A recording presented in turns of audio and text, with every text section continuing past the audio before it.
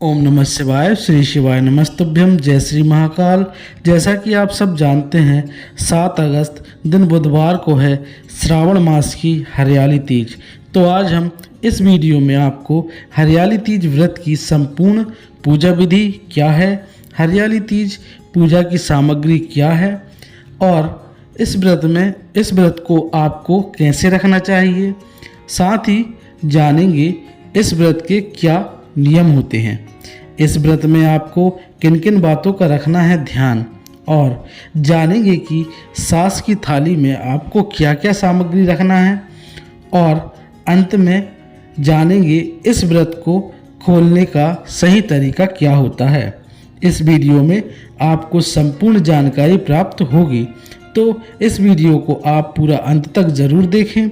और यदि आप हमारे चैनल पर नए हैं तो आपसे एक निवेदन है कि चैनल को सब्सक्राइब कर लें, और यदि ये वीडियो आपको पसंद आता है तो कृपया एक लाइक भी कर दें। तो चलिए जान लेते हैं।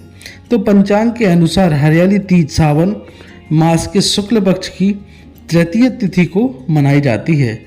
ये त्यौहार सुहागन महिलाओं के लिए अति महत्वपूर्ण और ख़ास होता है। इस दिन सुहागन महिलाएं अपने पति की लंबी आयु के लिए निर्जला व्रत को रखती हैं। इस दिन सुहागन महिलाएं भगवान शिव और माता पार्वती जी की पूजा अर्चना करके अखंड सौभाग्य के लिए प्रार्थना करती हैं, और कुंवारी कन्याएं भी सुयोग वर और अच्छे घर की कामना के लिए इस व्रत को धारण करती हैं। आपको बता दें कि माता पार्वती जी ने महादेव को अपने पति के रूप में पाने के लिए कठिन तपस्या की थी।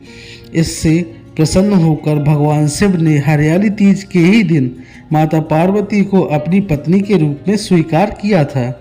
तब से ऐसी ही मान्यता है कि जो सुहागन महिलाएं इस दिन व्रत रखकर माता पार्वती और महादेव की पूजा करेंगी, उन्हें अखंड सौभाग्यवती होने का आशीर्वाद प्राप्त होगा। महादेव और माता पार्वती की उन पर विशेष कृपा बनी रहेगी। तो अब जान लेते हैं कि इस पूजा में आपको क्या क्या सामग्री लेनी है। तो आपको श्री गणेश, माता पार्वती और भगवान शिव की प्रतिमा बनाने के लिए मिट्टी की आवश्यकता है। तो आपको थोड़ी सी मिट्टी लेनी है तीनों की प्रतिमा बनाने के लिए, और एक लकड़ी का पटा या चौकी, ठीक है, लाल कपड़ा या पीला कपड़ा, एक लोटा जल, केले का पत्ता, पुष्प, माला, धतूरा, समीपत्र, बेलपत्र, जनेऊ, कलावा, साबुत चावल, चंदन, रोरी, कुमकुम, नारियल, फल, मिठाई, धूप, अगरबत्ती, दीपक, कपूर, घी आदि सामग्री आपको लेना है। और अभिषेक के लिए पंचामृत में दूध, घी, दही, शक्कर, शहद, और इसके साथ आपको गंगा जल भी लेना है, ठीक है। इसी के साथ माता पार्वती जी के लिए श्रृंगार का पूरा सामान, ठीक है, हरी या लाल साड़ी या चुनरी, और चूड़ियाँ, बिंदी, काजल, महावर, सिंदूर, मेहंदी, नाखून पॉलिश, टीका, कंगा और बिछिया आदि। और इसके अलावा श्रृंगार का और जो भी सामग्री है वह भी आप ले सकती हैं। और हाँ, यदि आपको ये सभी सामग्री नहीं मिलती हैं तो कोई चिंता करने की बात नहीं। आप के पास जितनी सामग्री है आप उन्हीं से सच्चे मन से पूजा करें, ठीक है। अब हम इस व्रत के नियम के बारे में जान लेते हैं, ठीक है।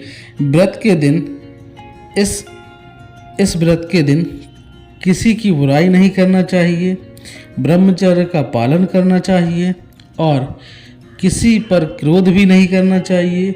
मन में किसी के लिए ईर्ष्या द्वेष नहीं रखना चाहिए, किसी का अपमान ना करें, ठीक है। इस दिन सुहागन महिलाओं को 16 श्रृंगार करके ही पूजन करना चाहिए। यदि इस दिन महिला के मायके से श्रृंगार या वस्त्र का सामान आया हो तो वही धारण करना चाहिए, और यदि न आए तो आप अपने लिए सुहाग का सामान और कपड़ों की तैयारी कर लें। और इस दिन जल्दी सोकर उठना चाहिए, और इस दिन दोपहर में बिल्कुल नहीं सोना चाहिए। ऐसा करने से व्रत का फल प्राप्त नहीं होता। इस दिन लाल या हरे रंग के वस्त्र पहनना चाहिए, और इस दिन निर्जला और निराहार व्रत ही रखना चाहिए, और व्रत का पारण अगले दिन की सुबह ही किया जाता है। अब जान लेते हैं सास की थाली।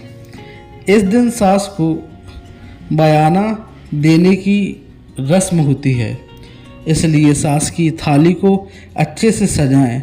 तो आपको इस थाली में हरे रंग की साड़ी, सुहाग का सभी सामान अपने हिसाब से जो आप रखना चाहें, ठीक है। और इस थाली में चूड़ियाँ, बिंदी और सिंदूर ये अवश्य रखें, और कुछ पैसे भी रख दें, ठीक है। और पूजा के समय इस थाली को माता पार्वती के समक्ष अवश्य रखें, और पूजा के बाद अपनी सास को उपहार के स्वरूप इस थाली को दे दें, ठीक है।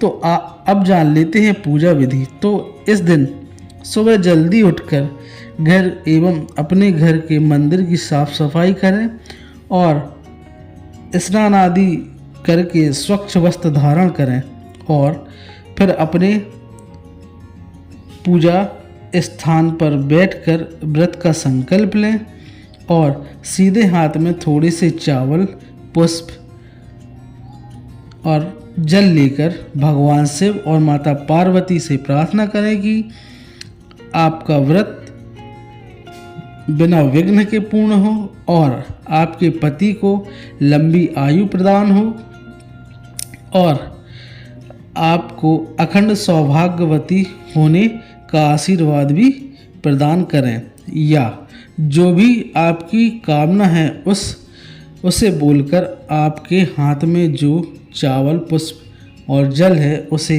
भगवान शिव और माता पार्वती के सामने छोड़ दें। इसके बाद आप जैसे हमेशा पूजा करती हैं, ठीक है, वैसे ही पूजा करें, और महादेव माता पार्वती की पूजा और आरती करें, और पूरे दिन मंत्र का जाप करें।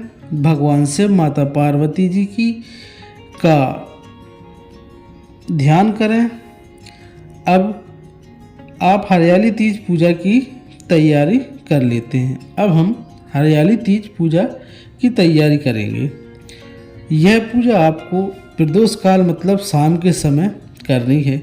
इसके लिए मिट्टी से श्री गणेश, भगवान शिव और माता पार्वती की प्रतिमा बना लें, और जहां आपको पूजा करनी है वह स्थान साफ कर लें, पोछा लगा लें, चौक पूर लें, और गंगा जल से उस स्थान को पवित्र कर लें।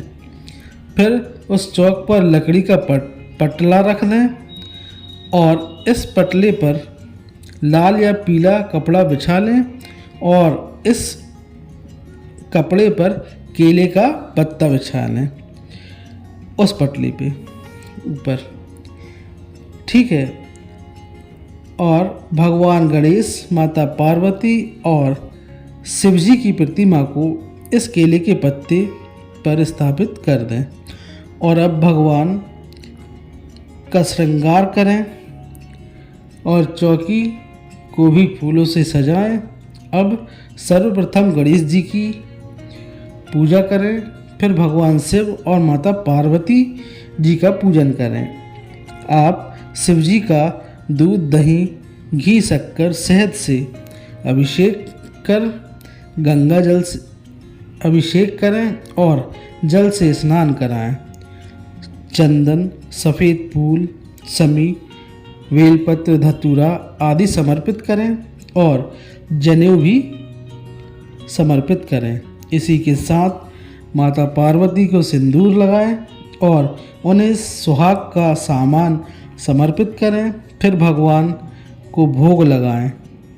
खीर, हलवा, पूरी, घर की बनी मिठाई का भोग लगा सकती हैं और ककड़ी का भी भोग अवश्य लगाएं या जो फल आपके पास है उसका भोग लगाएं।